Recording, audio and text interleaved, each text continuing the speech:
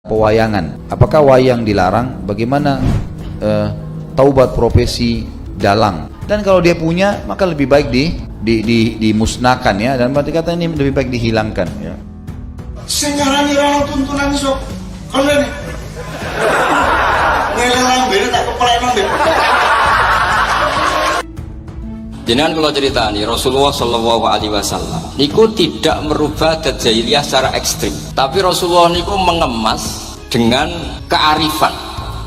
Wayang itu adalah budaya seni. Sebelum adanya Islam sudah ada wayang. Lalu para ulama dari Wali Songo ini ingin membawa wayang ini sebagai sarana untuk berdakwah. Tujuannya adalah berdakwah. Seandainya tanpa wayang bisa, ya nggak ada masalah. Cuman karena wayang adalah seni yang satu betul-betul masyarakat yang lagi disenangi dan sampai hari ini pun masih banyak penggemarnya. Pada saat itu bagaimana para wali itu melihat wayang, termasuk dipelopori oleh Sunan Kalijogo. Wayang ini adalah budaya yang orang bisa berkumpul di situ.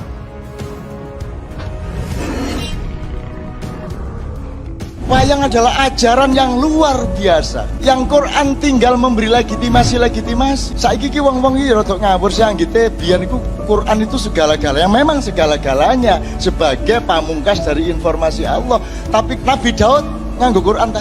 Lah mboten sih. Nabi Isa ya gak. Nabi Muhammad ae wis meh gak ono lho kae jangkep Qurane.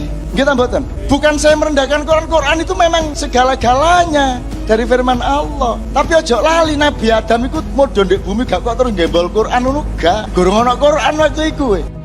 Saya orang Jawa dan saya suka pewayangan. Apakah wayang dilarang? Bagaimana taubat profesi dalang? Tentu saja saya sudah pernah bilang teman-teman sekalian, kita tidak akan berbicara dalam ceramah seperti ini bukan menjatuhkan sama sekali. Tapi kita sudah harus tahu dan sadar kalau kita muslim, dan muslim ini dipandu oleh agama. Makanya saya bilang caranya adalah harusnya Islam dijadikan tradisi dan budaya. Jangan kita balik, jangan budaya diislamkan, susah. Ini adalah dari segi keyakinan. Mereka luar biasa para ulama, cerdas mereka di dalam mengislamkan budaya. Makanya beliau masuk dakwah melalui pewayangan ini. Sehingga wayang itu banyak kisah yang dirubah.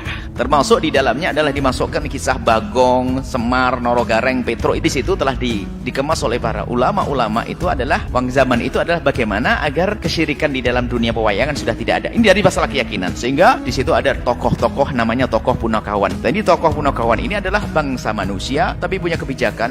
Dan wayang ini Pak bukan itu khasanah dari India. Orang India itu provinsi kita. Pusatnya di Kediri, Astinapura. Mereka kita suruh bercerita, menulis tentang kekuasaan kita di sini. Jadi Arjuna itu mbah kita, Puntadewa mbah kita. Mereka itu semua mbah kita.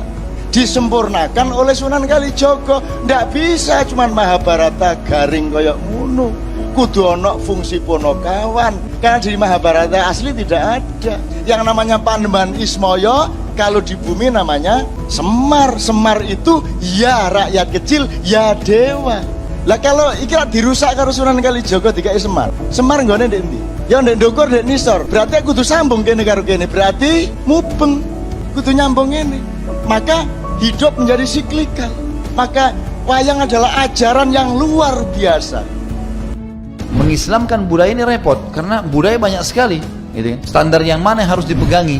Berarti nanti akan ada ciri khasnya sendiri. Di Indonesia ada Islamnya sendiri, di Amerika ada sendiri Islamnya. Jadi ini jadi masalah padahal sebenarnya Allah tidak menginginkan itu.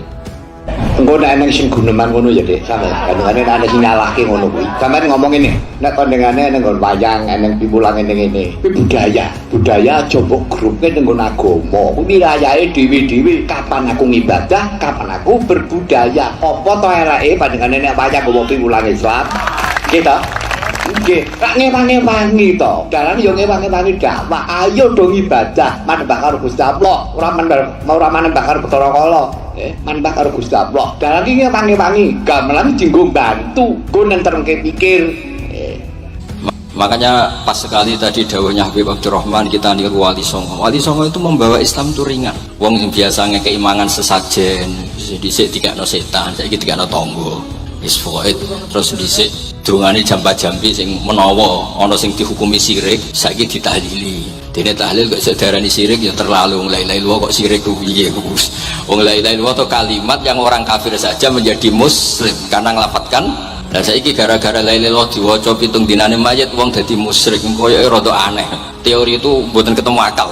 Akhirnya nggih gampang mawon, tidak merubah kultur yang ada tapi diubah. Napa? Diubah. Jenengan kalau cerita nih, Rasulullah Shallallahu Alaihi Wasallam niku tidak merubah adat jahiliyah secara ekstrim, tapi Rasulullah niku mengemas dengan kearifan. Allah sebagai pencinta menginginkan kita punya standarisasi. Jadi Allah alam, yang saya tahu lebih baik yang seperti ini. Kalau memang itu peninggalan nenek moyang kita, mungkin kita bisa kenang dulu, oh ini tradisinya orang dulu seperti ini. Tapi kan bukan berarti harus itu dilakukan, sementara dalam Islam dilarang. Kita sudah Muslim. Sing ngarani ra tuntunan sok. Kalian nih. Ngeleng lambene tak kepelenan deh. Untuk mengerti Al-Quran harus siap akalnya dan hatinya. Makanya orang-orang yang tidak siap akalnya, tidak siap hatinya, memahami Al-Quran dan menghasilkan sesuatu yang menakut-nakuti Anda, membid'ahkan Anda, mengkafirkan Anda, mereka sebenarnya adalah orang-orang, mereka adalah makhluk yang belum manusia. Dia seperti kambing yang belum punya akal dan tidak punya hati nurani. Harusnya kita tinggalkan. Kalau masalah taubat, ya taubat nasuha kepada Allah sementara dengan 3 syarat yang sudah kita tahu. Meninggalkan dosa itu seketika, menyesal dan janji sama Allah tidak mengulanginya. Dan kalau dia punya, maka lebih baik dimusnahkan ya. Berarti kata ini lebih baik dihilangkan ya. Saya ingin mengatakan kepada Anda, wayang itu jangan dianggap itu barang asing. Itu lahir dari kakek moyang kita sendiri, dan pelaku-pelakunya adalah kakek moyang kita sendiri. Parikesit berakhir kekuasaannya karena banjir Nuh, karena Krakatau meletus, menenggelamkan 2/3 bumi, mencairkan kutub selatan. Itu semua dulu di sini. Saya merasa mungkin memang perlu kita pertemukan juga hal-hal seperti ini dengan ilmu pengetahuan lah sekarang. Artinya bukan kita mau menghapus 100% masalah kebiasaan dan tradisi, tapi kalau tidak cocok dengan agama, wajar kalau kita tinggalkan. Saya yakin juga kalau generasi sekarang ini lebih cenderung untuk meninggalkan itu kan, sudah merasa ini sudah zaman dulu gitu. Mungkin bisa kita tangkap secara rasional untuk meninggalkannya dengan cara gitu juga. Jadi memahami poin tadi.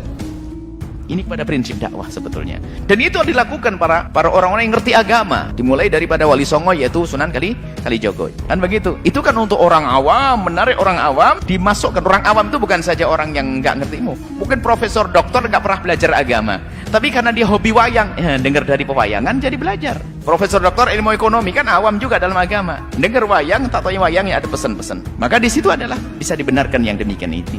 Yang ini ya.